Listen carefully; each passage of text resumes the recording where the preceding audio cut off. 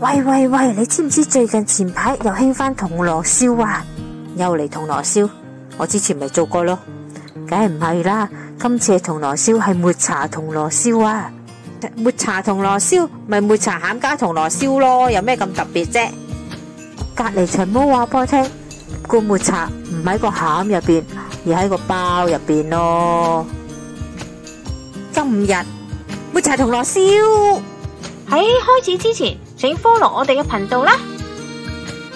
喵！我會轉咗新嘅配方，希望個包更加軟熟。材料其實大致上都一樣，蛋、蜜糖、水同埋味噌、梳打粉、麵粉。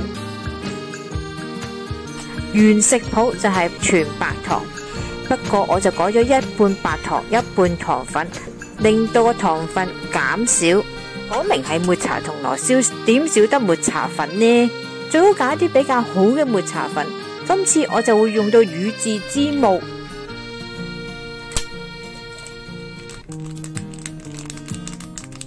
如果中意食重口味，可以將總麵粉嘅10% 換成抹茶粉，不過抹茶粉比較吸水，唔可以再高過10%。粉類全部一齊過篩。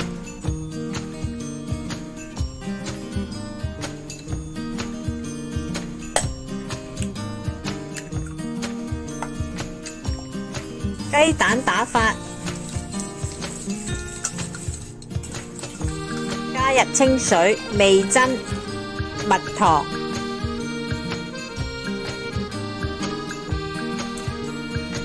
再攪勻，慢慢加入粉類之中，加得太快呢會起冧㗎。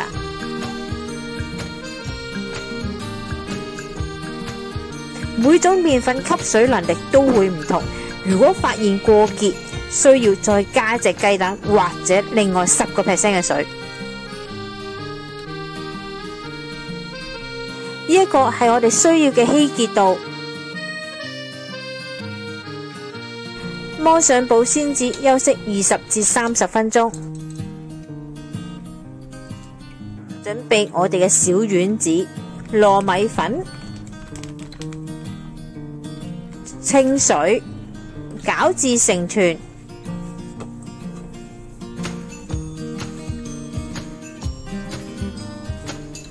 準備滾水，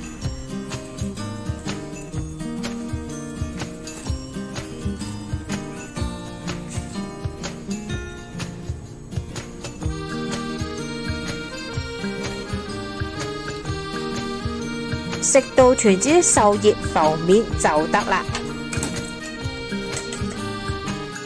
今次嘅難度就喺燒叮當包呢一度，因為加咗抹茶粉，麵團會非常之受熱，而且好易變黑。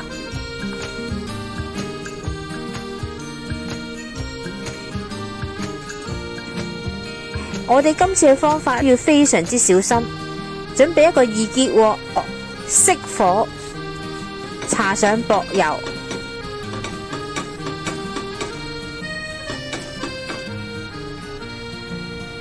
倒入麵團，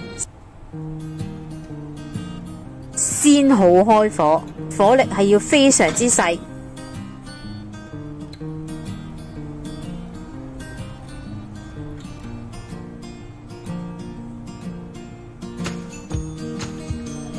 見到氣泡上升，刮一刮邊位，先好反轉。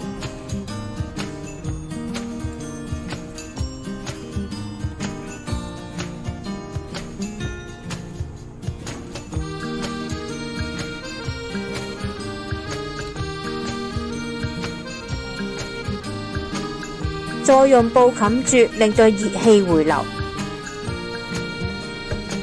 紅豆沙餡已經示範一次啦，有興趣嘅人士可以過返去嗰邊睇。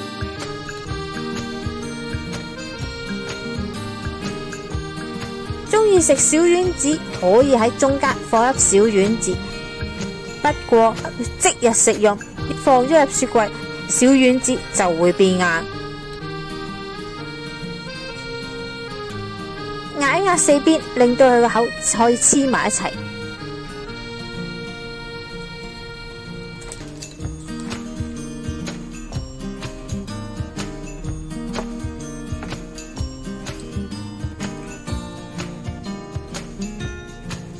呢個食譜嘅叮當包都算軟熟，蛋味會比較香，不過甜度亦都會增加。